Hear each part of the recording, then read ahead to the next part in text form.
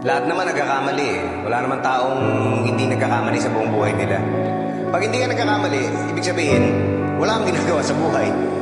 Mas okay na yung marami kang nagawang mali kaysa yung hindi ka nagkakamali, wala ka naman ginagawa.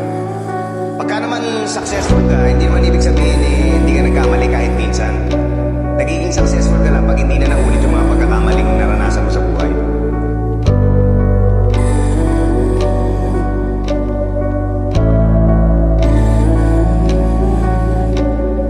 Buhay ko'y paikot-ikot pero kadalasan ako ay lubog. Di ko na malaman kung ano ang kasunod sa problema. Ako ay palaging bubog sa isipin na nakakalunod.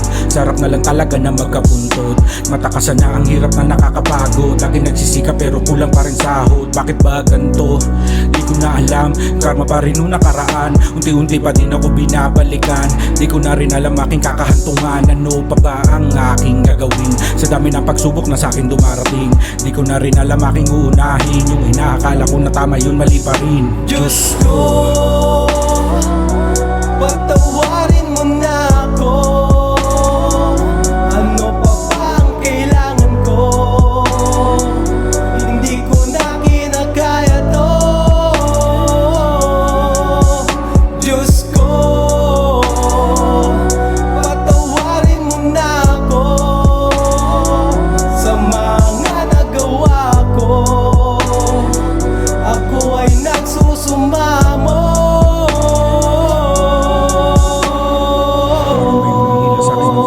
Kahit yung mga dasal ko ay mataimtim. Wala na bunga sa aking mga tinanim. Di na din ako makatulog na mahimbing. Parang meron sa aking humihila ng palalim. Kahit yung mga dasal ko ay mataimtim. Wala na bunga sa aking mga tinanim. Di na din ako makatulog na mahimbing. Parang may sumusunod sa akin na nakaitim. At binubulungan niya ako ng malagim. Pinipilit ko naman ang lahat to ay baguhin. Ngunit ayaw niya akong pakawalan sa dilim. Kaya ako ay lumayo sa tunay na ako. Nagbabaka sakali na ang buhay ko magbago. Hanggang umabot na akala ko ako panalo. Pero pa lahat ng to pala ay nasa plano para mapadama sa akin ang pait na mas maramdaman ko ang hirap at sakit. Kaya sukdulan na lang sa puso ko ang galit. Bakit simula nun ibinitaw mo na yung kapit? Kaya Panginoon patawarin mo ako. Di ko na makagustuhan tanungin na kaya mo. Pero bakit kailangan ibigay mo sa akin to? Pero pananampalataya sa'yo di Diyos nagbago. ko, patawarin mo na ako. Ano pa ba ang kailangan ko? Hindi ko na kinakaya to. Diyos ko, patawarin mo na ako sa mga nagawa ko. Ako ay nagsusumamo.